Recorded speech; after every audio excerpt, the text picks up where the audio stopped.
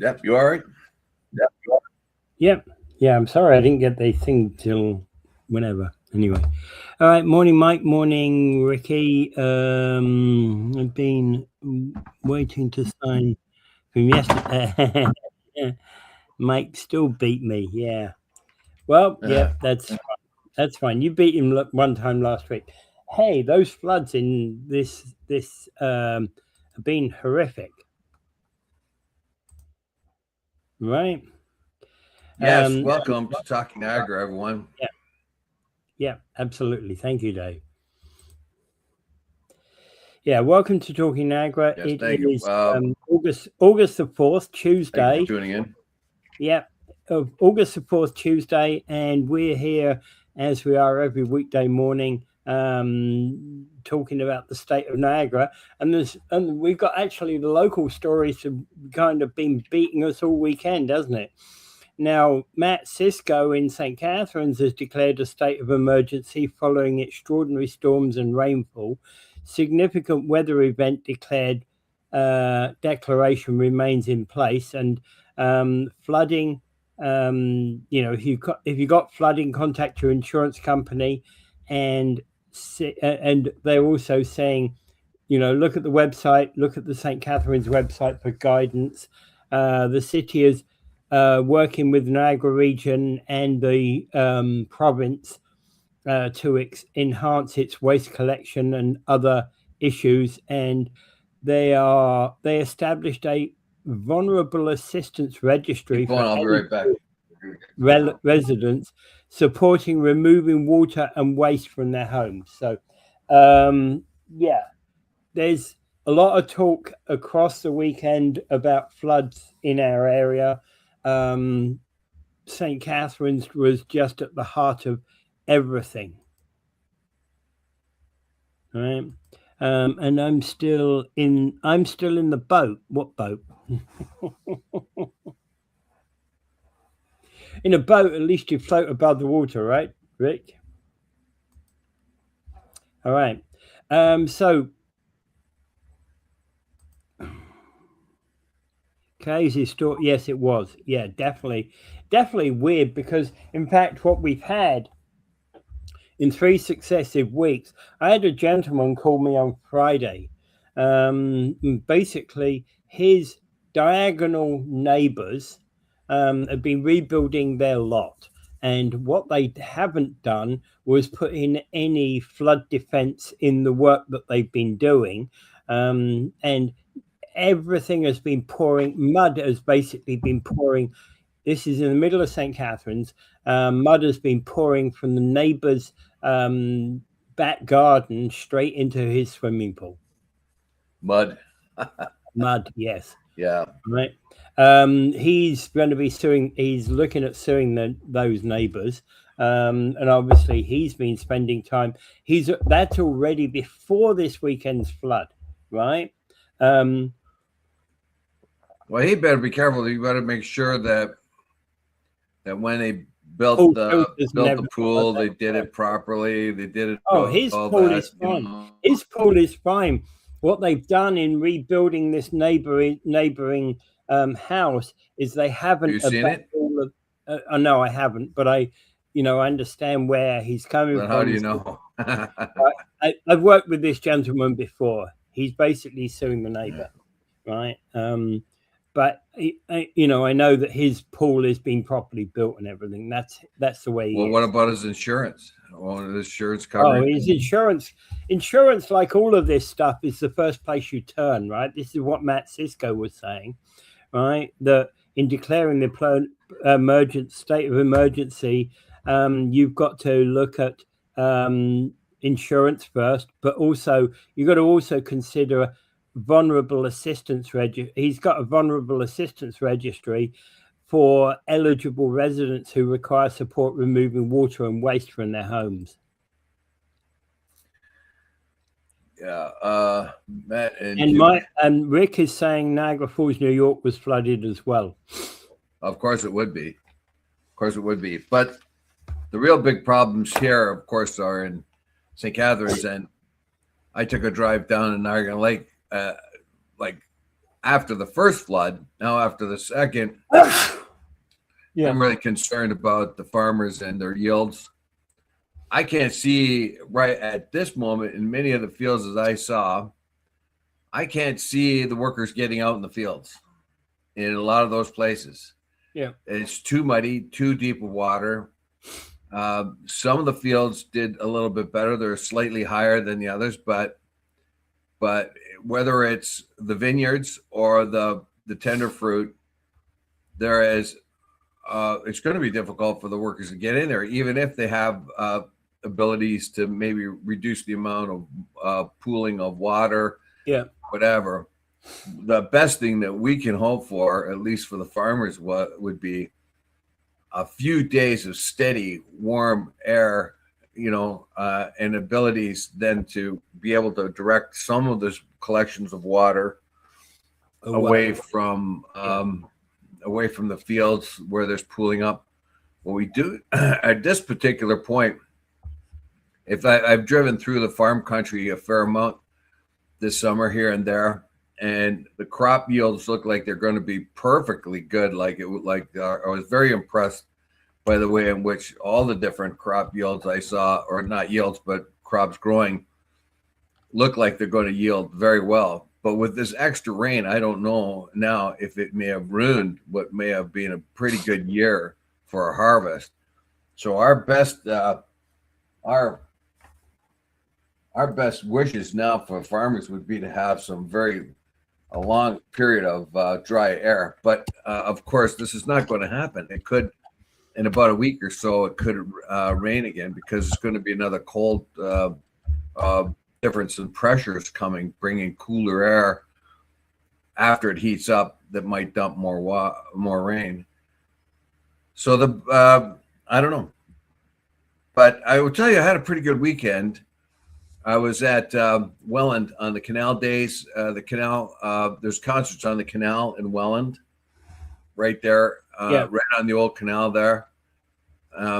Well, I was going to. I was there on Friday night, and I was worried about it's going to be raining, but it didn't. And I saw Spencer McKenzie, who is the local lad, who has singer, yeah, he was nominated for a Juno Award in the blues category. He's got a really tight band. He's got some really good music. Opening for him was a group called Soul Jam. They got an amazing sax player for one thing. Well, they got all their musicians are top notch. Let me put it that way. And they can do a bunch of different things. They're They're real crowd pleasers. So they opened for Spencer McKenzie, and it was just fabulous. So there is another concert coming up on August 21st for anyone that wants to know, on the Welland Canal there. Just look it up. It's so the weather there was no widespread cancellation on Canal Days. Well, the Canal Days in Port Colborne, I imagine they must have just canceled everything yesterday.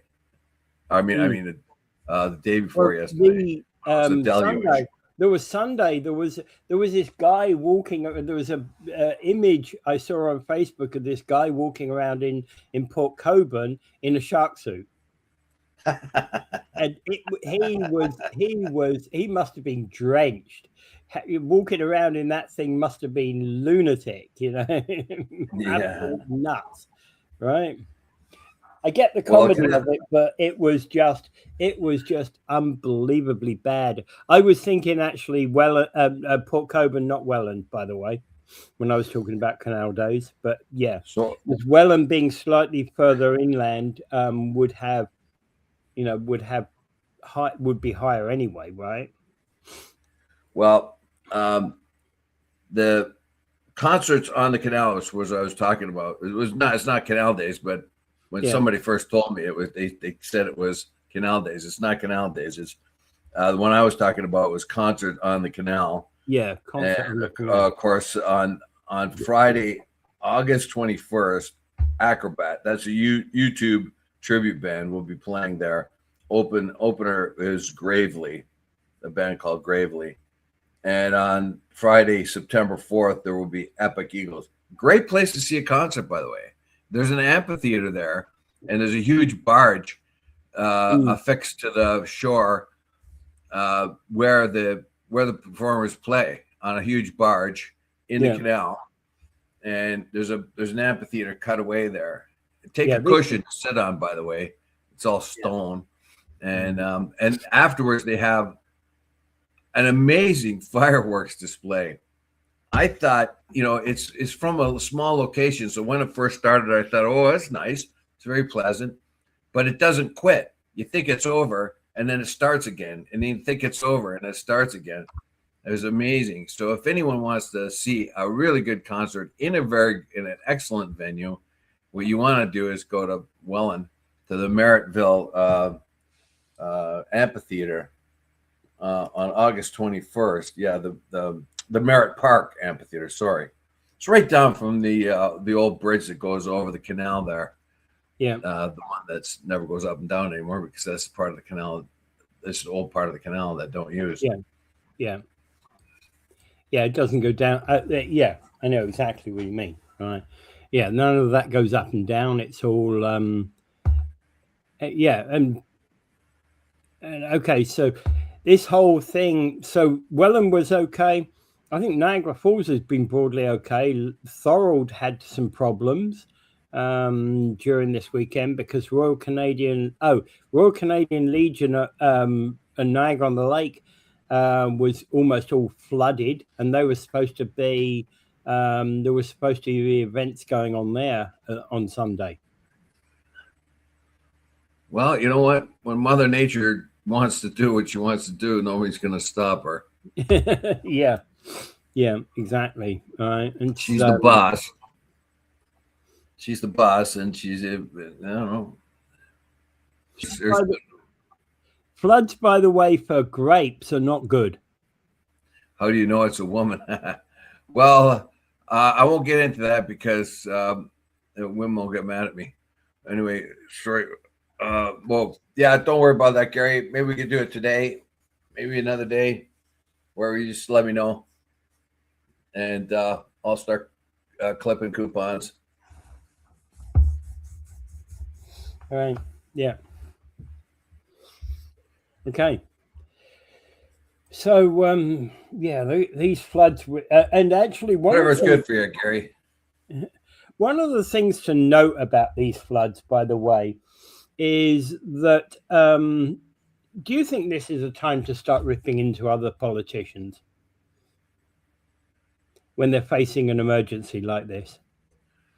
Yes, exactly. Well, right now, I'm going to take my lead from Washington. When there was a lot of smoke coming from wildfires in the vast wilderness of Ontario, a whole lot of wildfires happened. That had to be the politicians' fault. That had to be Canada's fault because they got a lot of smoke down there. So the big orange windbag was going to tariff us. Do you remember that? Yeah. I think, I don't know, we should absolutely tariff our own politicians here for letting it rain. And the rain, where did the rain come from? I think a large part of the rain came from over the border.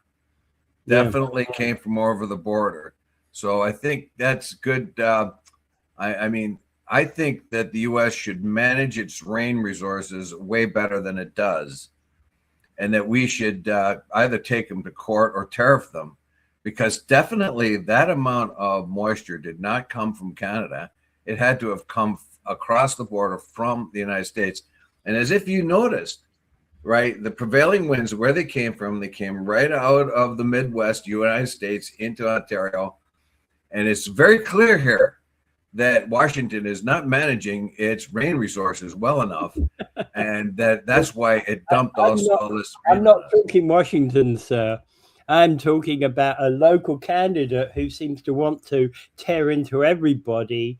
And just because Jim Diodati is offering support to St. Catharines, he's tearing into Jim Diodati for not considering Niagara first. Well, number one, if you help them, they're going to help you. Yes. Remember, this is a disaster that's happened. It's happened to your neighbors. if we could step up and help them, this is my mind. I can understand that. That's our money. We'll keep our money. Too bad for you. I can understand that attitude. But on the other hand, we're helping them through emergency. If we do step up, provide resources for St. Catharines or Thorold or anywhere else, one day we may need their help. Yeah. Think along that line, right? In this particular case, who owns what and who did this and who did that means nothing. Now you have people in distress. You have all kinds of people's homes are flooded. You've got farmers with flooded fields. If we can do something to help them, we should. If it costs the Niagara Falls taxpayer some money, I'm sure that the average Niagara Falls taxpayer would be okay with that, because they know one day in the future we may need the help of St. Catharines or Thorold or some other place. Yeah, absolutely. And that's one of the reasons why, when it comes down to these sort of things, we help out as best we can. Yeah, this is not. Sometimes you got to spend money for the right thing. Yeah. You know, we're not exactly giving them money for flower pots or something like that. You know what I mean? We're not sending we're not sending our tree guys to go cut their trees during the regular site. If they have a lot of trees down or something like that, maybe the region and Niagara could send tree guys there, whatever they need.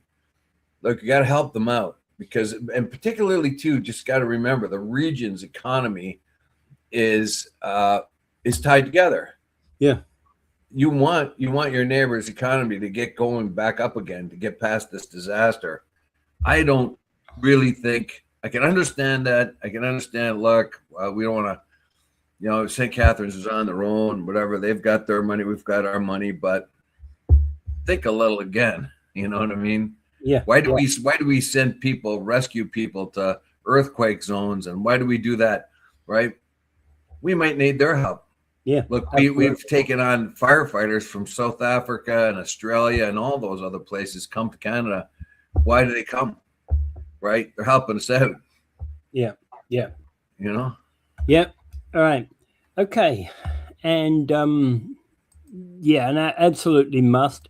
Pool liners. Okay, we're talking about pool liners. We're going to be talking about pool liners right now, actually, as it happens, but not the same pool liner.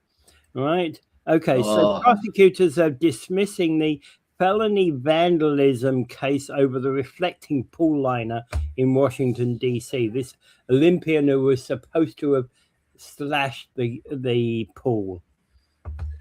No, he didn't. They never did accuse him of slashing it. What they accused him of doing was dipping down, like he didn't even get into the pool. So Janine Pirro said he reached into the pool and with both hands ripped up the liner that was on the bottom of the pool. That's impossible to do. It would be impossible to do if the liner hadn't already come up. Now, I don't even know why this hoofra is happening, because at the very beginning, as soon as the liner started to lift, Atlantic Coatings stepped up 2 weeks ago, before the charges were even placed, and said, this is our fault. We will fix this under warranty. They posted that. This did not work. Absolutely. We are sorry. We're going to fix it under warranty. Yeah. After that, Trump, who had said in May that this liner could not be damaged by a knife, it was 50 years, or it'll last at least 50 years, cannot be damaged by a knife or box cutter, suddenly changed his mind and said a bunch of people went in there and cut a slit. First 200 feet, he said, then 250 feet. Then he said 300 feet. Then he said 350 feet, one long one. A little later on, just a couple of days ago, he changed his mind and said it was different slashes here and there. Another spokesman said, it was not one slash. It was a bunch of slashes that added up to 350 feet. No one ever saw anyone do anything of that kind. If you see the films during that time, all kinds of people went down to the reflecting pool to see the liner lifting off the bottom of the pool. There's all kind at that time on YouTube, it was full of people going there and sticking their hand in and pulling up a flap of that liner that had lifted up off the bottom of the pool. And one guy even snapped a corner off just to show the camera what the stuff was. And there was a bunch of people that did that, including news crews. And then all of a sudden, and meanwhile, before any of all this, Atlantic Coatings had already declared that it was a botched job and they were going to fix it under warranty. Yeah. But they went ahead and charged this guy, David Hearn. Now, David Hearn is an evil man because he has had another charge against him, hasn't he? Back in 1996, when there was a flood he's a canoeist. So there was a massive flood in the Potomac River, and it was, of course, restricted to everyone because it was dangerous. But him being a canoeist could not resist the challenge of getting into that white water and getting into his canoe and canoeing down this swollen river. Of course, he was complete expert with it and had no trouble with it. But because he went into the river without that was restricted, he was charged. But it turned out the charge held no. He easily beat the charge because they didn't declare the emergency properly and all that. So yeah. So that's the only other brush he's had with the law, as he jumped into the Potomac when it was flooded because he wanted the challenge of canoeing down it. So this is a guy who has been a champion canoeer. He won many world championships in canoeing. He did the Olympics for them too in canoeing. Didn't do so well in the Olympics, but represented them for 3 different Olympics. But in the canoeing competitions, he's won gold medals and all the other stuff. So he's a very prominent canoeist, a fine patriot. And Janine Perreault sounded like a complete idiot. He did damage to the pool. He did damage to the pool, she kept saying. And we've got experts saying that he did damage to the pool. Of course, yeah. Now she's blaming someone for not giving her enough information. She had to drop the charges. Now this has humiliated Trump, of course, because he's saying from the very beginning that somebody's gone in there and cut it all up and tore it all up. He's changing his story here and there on how that could possibly happen. He says he's got videos and all that. There are no videos. There's no videos.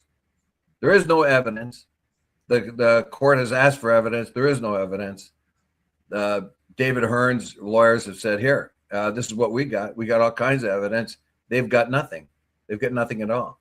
As a matter of fact, Atlantic Coatings has said it was our fault and the liner was not bonded well enough. And when a company says, it's rare for a company to say it's our fault, right? For a company to say it's our fault, hey, we fucked up.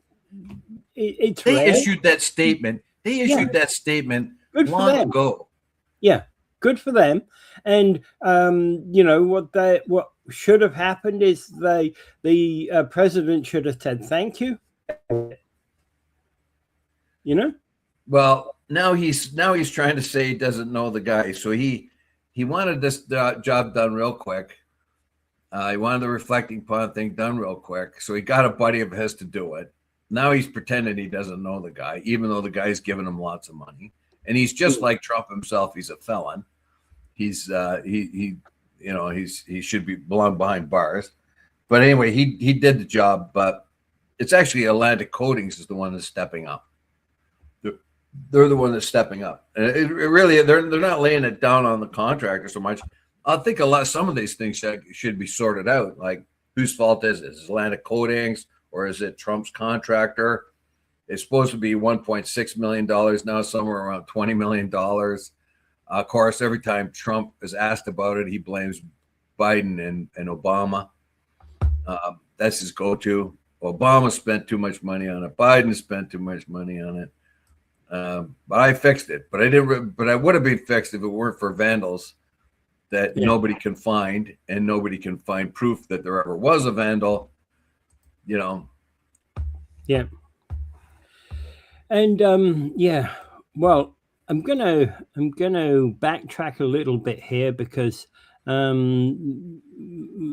Mike made this comment here earlier on about Capital One closed more than 300 accounts tied to Donald Trump and his businesses in 2021, following reviews by its anti-money laundering team.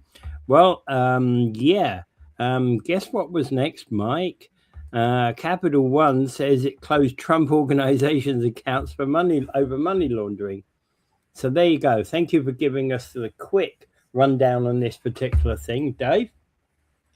Yeah, I remember. I have a distant memory of a lot of this, and of course, the accusations was after Trump lost the 2020 election.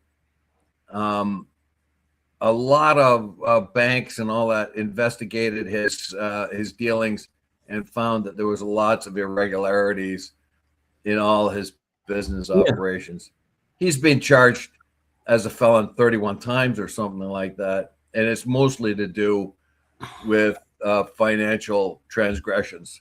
Yeah, so he's been a felon 31 times, and Capital One's looked into his bank. There was another bank that was doing the same thing, by the way, trying to his accounts to them, they say, were subject to money laundering. So their anti-money laundering team went after them and tried to get rid of 300 of his accounts. There was another bank too, it's somewhere in the article, I'm sure, that was doing the same thing. He was saying that this was political. And at the time, the argument looked pretty valid. Like, all of a sudden they're doing this, and usually banks don't care how dirty your money is if they can make money off of it, so that kind of well, we know that red flag for me. They're going after Trump's accounts all of a sudden. Now that he's not the president anymore, they're going after his accounts because of money laundering. So since when did you care if an account had money laundering going on, as long as you were making your piece of the pie? Yeah. So that made me wonder if it was political. The other bank, by the way, is JP Morgan Chase. Yeah. Right. But this has gone through the legal system, and it doesn't look as if Trump has too much of a leg to stand on. I don't know if it's because of his bad legal representation, or is because the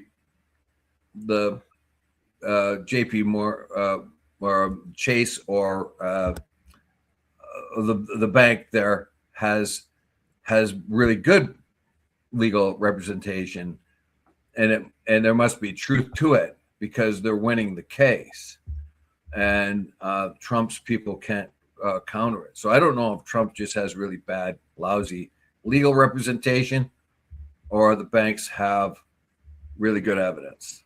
Mm-hmm. Well, yeah. And this has been going on for quite some time, as you said.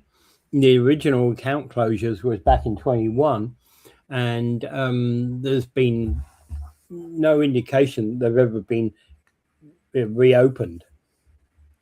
Well, Trump's a felony 30-something times, and most of them are for financial transgressions. Yeah. So when the banks are looking, Chase Bank or whatever, looking at his stuff, this goes back to 2021, by the way. Right?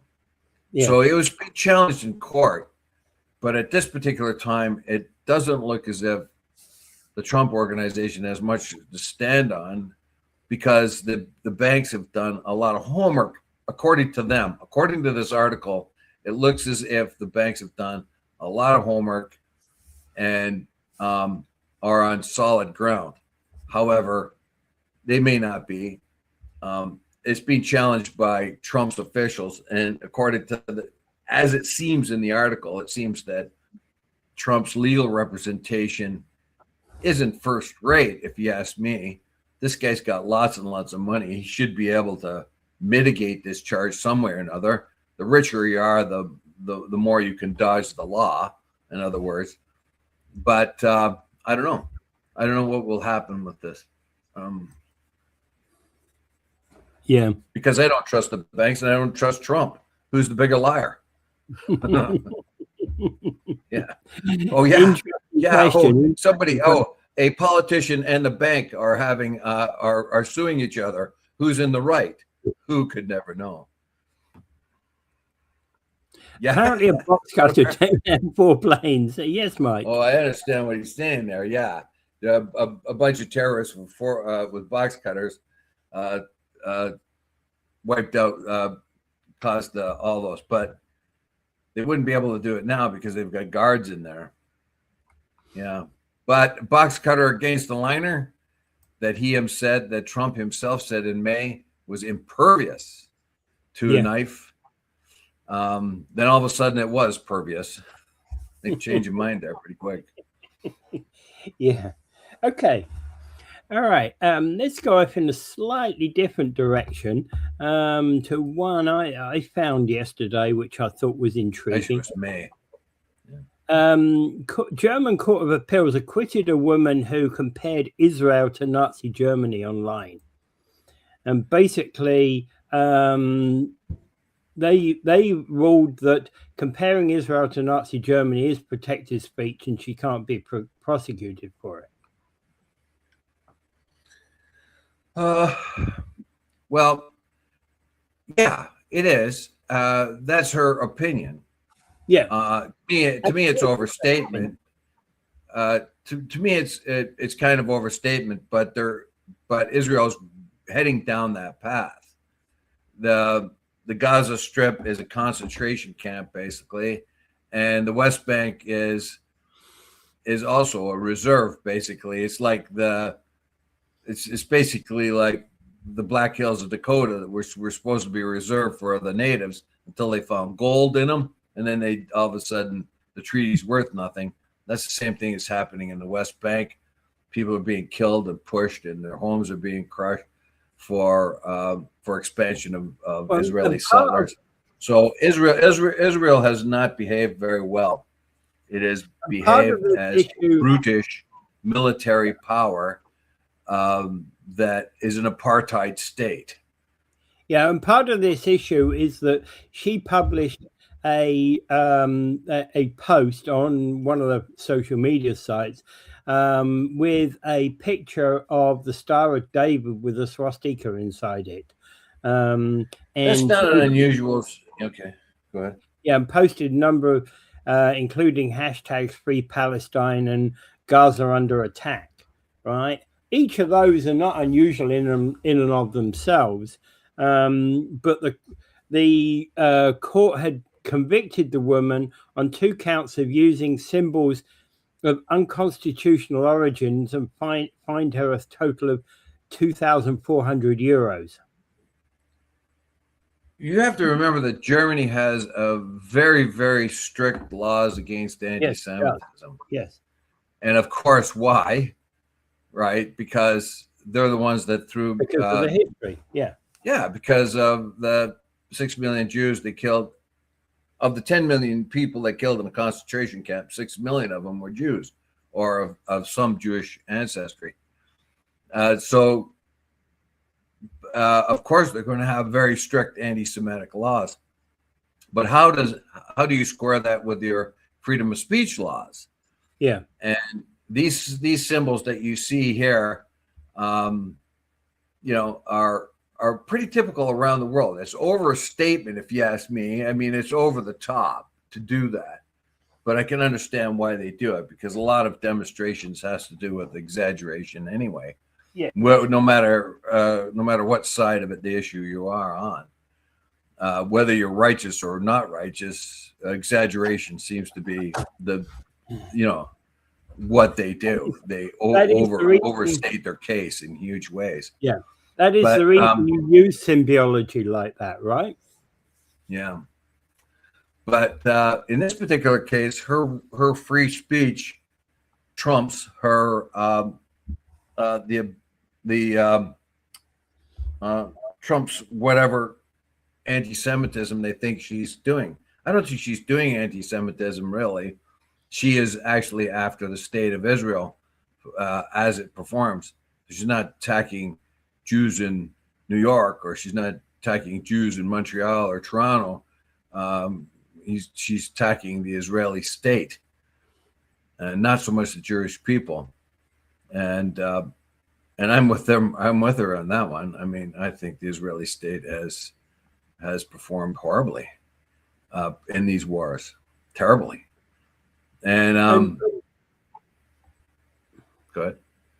Yeah, and Germans, of course, have long had laws that oppose the use of that of the swastika in Germany. Yeah, sadly, and that's a common theme now, associating the Nazi flag with the Israeli flag, because the Israelis are acting very much like the Germans did during the Second World War with their apartheid regimes, and they're crushing, they're destroying 82% of every building in Gaza, leaving the children living in tents with one meal a day.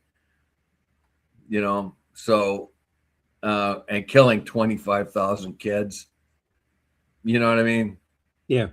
They lost 1,200 people when Yahya Sinwar and his rabid goons got through the border, and they killed a bunch of people in Israel. That massacre was a terrible thing, but they answered it with a massacre, a huge massacre. For every person they lost, they killed 70. For every person they lost, they cut 70. And that doesn't count how many people are maimed, how many people don't have arms. All kinds of little kids now don't have eyes, arms. They got burn marks all over them. They'll be doing that for years. So there's 100,000 or 150,000 people are injured.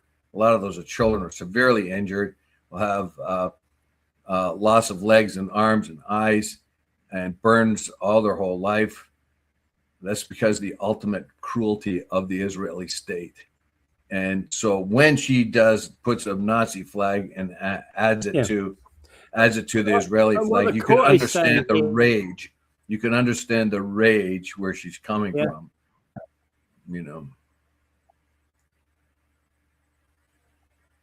So she beat the case anyway. So that's I think her free speech went out.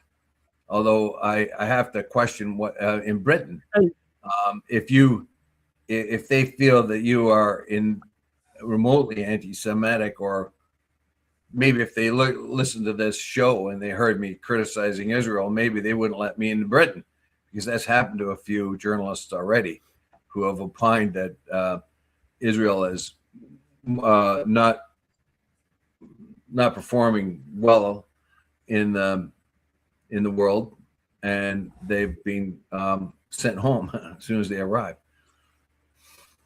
So I would think that Britain has to worry about its free speech. That's a different matter entirely. So basically what the courts have stressed here is that German law does not automatically prohibit every comparison with the Holocaust, right? The legal threshold is only crossed when statements are comparable to disturbing public peace, for example, through explicit Holocaust denial, trivialization, or minimization. Yeah. Right. Okay. By the way, I heard that Trump thinks innuendo is an Italian suppository. Ooh. And okay, so Slick comes back on that one. Harrison talking Trump shirts made up. All sales will be donated to Rick Rose Foundation. Go for it. Well, that's a good foundation, actually. I'd forgotten about that for a while. Yeah, well, as I said before, it's almost impossible not to talk about the goof. He is he is victimizing Canada. That's what really annoys me the most. He's calling us names, 51st state, that kind of thing, telling us that they're putting illegal tariffs on us. The fentanyl one was the stupidest of all time. And now blaming us for a forest fire. I mean, really, seriously, he doesn't know how much of an idiot he sounds like. Well, Canada better manage its forests because we're getting a lot of smoke out here, and I think we might have to tariff them. You know how stupid that sounds like? You know how stupid that is? Ricky says he's going to Spain. You sure they'll accept you there, Ricky? I mean, pro-Trump? Yeah. He's got to tariff you on that one. Yeah, well, hey, that's a good point. Look what happened in Spain. And I'll segue there right now. What's happened in Spain? There is Spanish territory includes two little places on North Africa. Yeah. Right across from Gibraltar is in Africa is a place called Ceuta. And a couple of days ago, 70,000 people crashed into Ceuta. It depends on who you're talking to. In the end, the last estimate I heard was 73,000 people actually got into Ceuta. It is a very small city. I've been there. I was back there in 1974. I landed in Ceuta and then walked into Morocco. Just like these people, if you've seen the news, thousands upon thousands of Africans, mostly Moroccans though, crashed the border at Ceuta. Now I'll repeat it. Ceuta is a small city that belongs to Spain. It's a very small area. It's kind of like Gibraltar. Like Gibraltar is small, but that belongs to Britain. Well, across in the North Africa coast is Ceuta. They also have Melilla, which is another little enclave they've had. And they've had these, either Portugal or Spain has owned these since about the 1400s. And that's because of their constant fights with the Ottomans and so on from back in those days. Yeah. So I've been to Ceuta. I've been there twice. I got there and I walked across the border, and the border there's an exit point on the border, and you walk a fairly long way until you get to the port of the entry spot. So there's this long walkway that you got to go through. When I was there was no fences or anything. It was just a dirt walkway, basically a rough road, and you walk all the way to the frontier. And at that time there was there's guys with machine guns, old-fashioned Tommy guns and stuff like that on the Moroccan side, waving people through. And that's the first time I went to Morocco. And I came out that way too. The second time I went into Morocco, I went from the south through the Spanish Sahara. But I know that when I looked at that I know exactly where they were. I'd been there twice. And what happens is thousands upon thousands upon thousands of these people came. Now, the problem here is Europe now is freaked.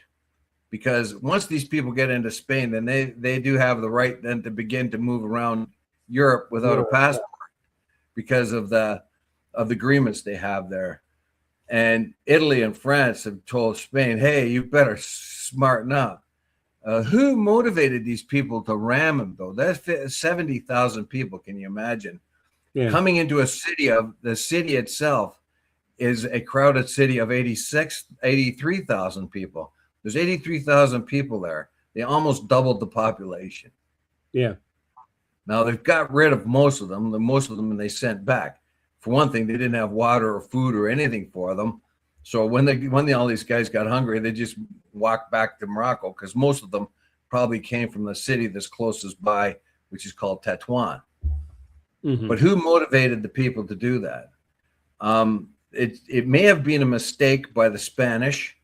The Spanish have tried to take a lot of their illegals. They've got a lot of illegals just like we do in the States and just about every other country that's prosperous has illegals in it, because of course, people who don't have anything go to places where people have things. Yeah. You know, so they anyway. So Spain tried to fix their immigration problem. They had a lot of illegals, and they try to make give them a lot of them legal status. At least they can work and apply for citizenship later. And Spain, because they're having an aging population like everyone else in the West, they rely on a lot of cheap labor coming from places like Morocco or North Africa, right? Well, the other question this may have given everybody the wrong idea, meaning that once you get in there, you're going to get legal status. That's one explanation. Another explanation is somebody, the people movers have done this. People who get money to sneak people in to these places may have caused the riot so they could sneak a bunch of people they wanted in, and made huge money doing it. And of course, there's other machinations out there. The Israelis did it. The Americans did it. The Russians did it. There's all kinds of these implications because the Russians got a big beef have tried this along their western border with Finland and Estonia and Latvia and all that. They've tried to shove a lot of illegals through there to disrupt those countries. So they thought, well, Russia's doing this because they're getting back at Spain. They're saying the United States did it because they wouldn't cooperate with Trump and his bombing of Iran. They said Netanyahu's doing it because of the same sort of reason. So basically, I think, that's a bunch of rubbish. I think basically what happened is a lot of people thought they could get in, and they did. Once they got in, they had to leave, though, because there was no food and water for them. Yeah. But this has been predicted. These waves, and this is supposed to bring the fear of God to Americans and the Western Europeans, because they think that this is going to happen in waves. We saw all the caravans coming up and crashing the border under Biden's administration, and what a flunky he was letting them all do that. The problem is there's waves and waves and waves of people who want to come into a prosperous areas because they have no future. And they were talking to the Moroccan young lads. They're almost all of them, like 99.9% of them were men, young men. They have no future. There is no jobs. Yeah. There is no future. You know, when I was in Ghana some years ago, I go to village along there are a lot of young men looking for an opportunity, looking for a job, looking for anything. And there's no work for them. You know, there's nothing, there's no prosperity. And I think that's a big problem. It's not that they're starving. It's they have no future. So they do desperate moves. They try to get into Europe through Ceuta. Well, and actually, you know, I think people are coming here to the West, and they will find here that it's not as romantic as they think it is. Well, we're booting them out here. We've had protests. We've had hunger protests among the students. Most of them Indian. Like I think 1/2 of all of our students that came to Canada from offshore were from India. Yeah, and of course our colleges and our universities abuse this and talk about human trafficking. The human traffickers were in on that too. So what happens is a lot of the Indian folk come here, and they made the point that recently I watched a little YouTube thing, and the people were making a point. Well, these people are supposed to want to stay in Canada now that they've finished doing their schooling, but they can't speak English. So how much schooling could they have done? Yeah. You know, they don't speak English very well, very poorly. And how much schooling could they have done? Could they have gotten a real degree? You know? What's an interesting question, that one? Yeah. So when I saw that, it brought back memories, man. It brought back memories of crossing that frontier, and it's a pretty scary place. When you go into back in those days, you go into northern Morocco, in the city of Tetuan and stuff. That was full of gangs. Man, look at Mexico. What a mistake. I have to say, Dave, that I actually didn't know before this weekend. I didn't know this enclave actually existed. Oh, I'm very familiar with it. Yeah.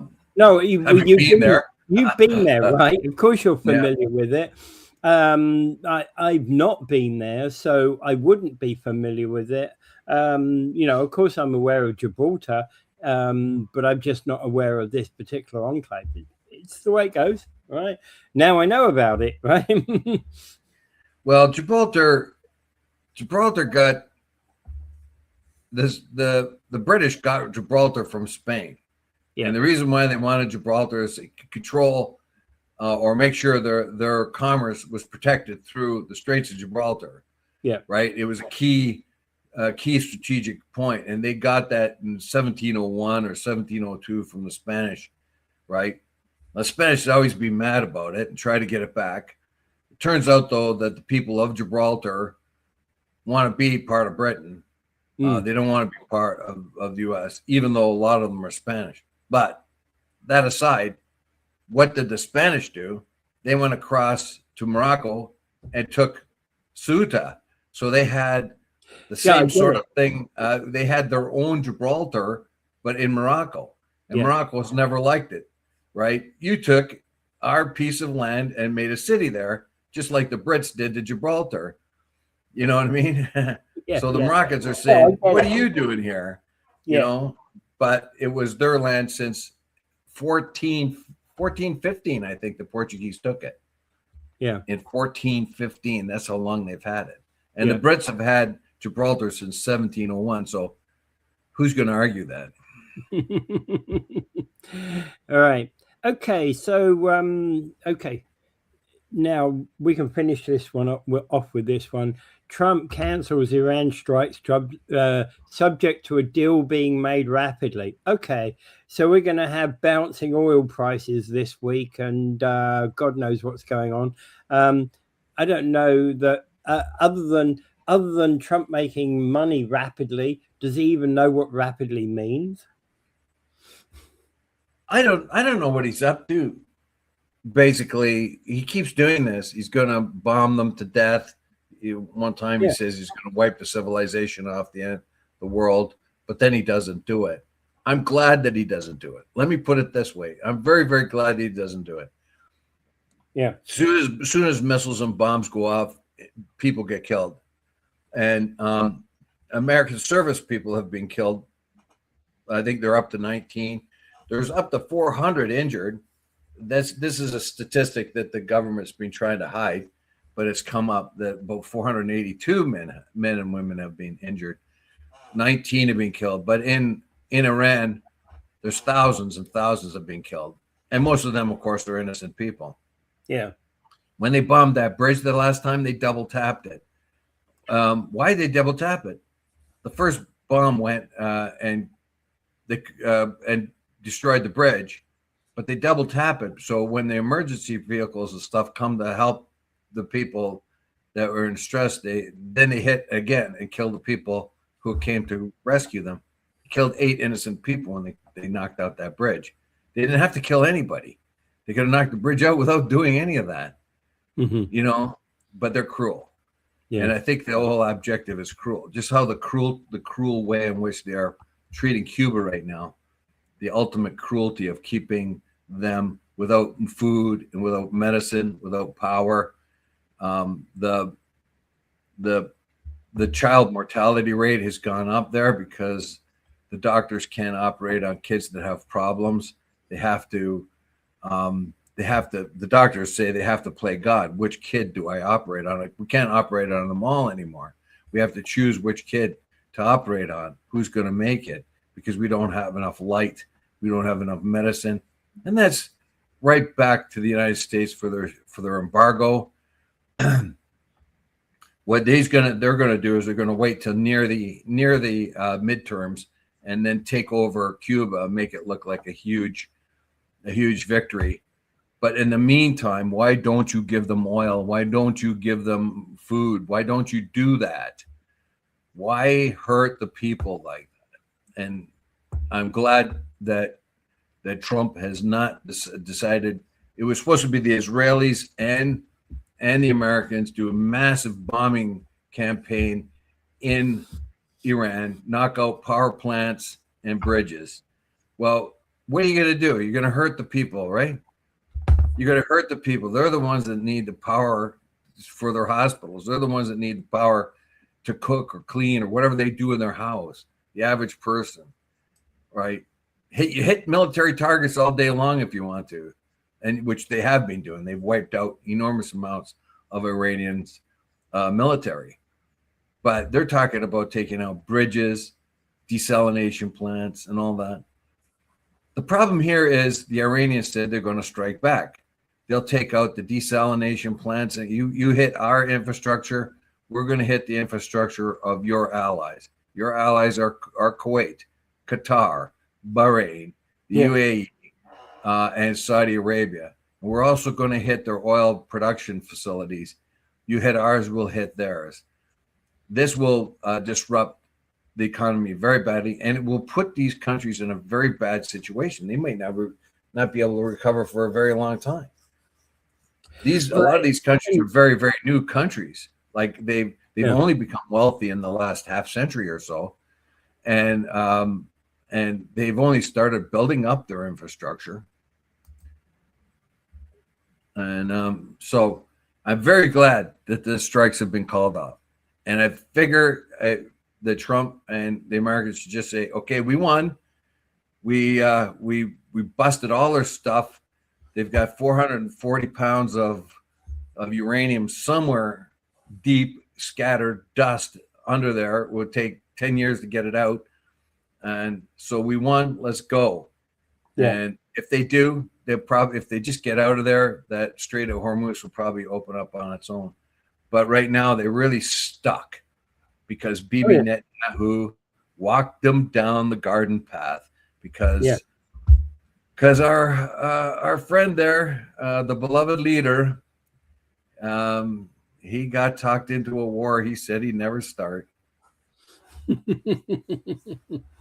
Yes, yeah, absolutely.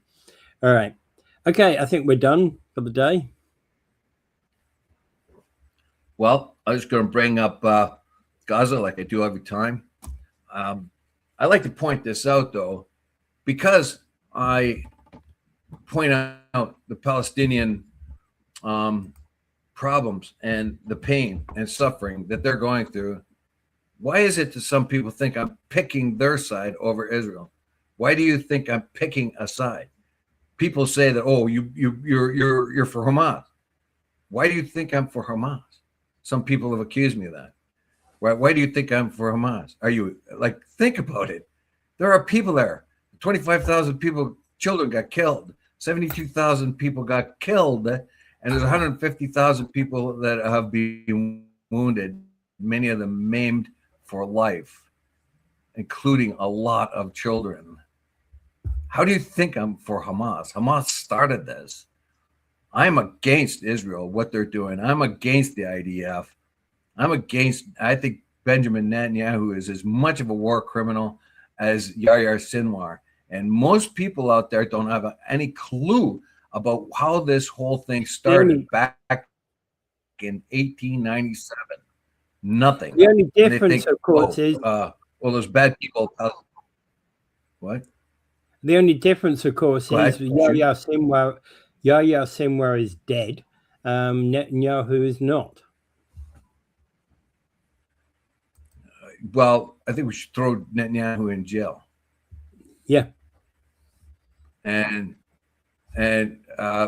look, I'm not for him. I'm not against him. Look, Hamas is a terrorist organization. They're the worst thing that could happen to the Palestinians. But they are the sign of resistance against a brutal and crushing apartheid regime. If Israel is an ethno-state, ethno-religious state. If you're Jewish, if you're ethnically Jewish and religiously Jewish, you're going to be nice and fine and good. But if you're a Muslim or a Christian, look out. Yeah. All right, and Dave? And that's the way it's being. So it's a matter of picking being right. Anyway, all right, and Dave? I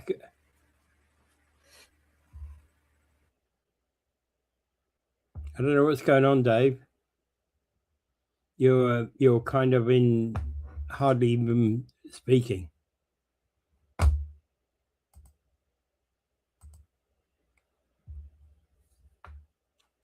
All right, and yes, he's cracking up. Yeah. All right, so I'm going to say goodbye for today, and we'll see you all tomorrow. Okay, thanks.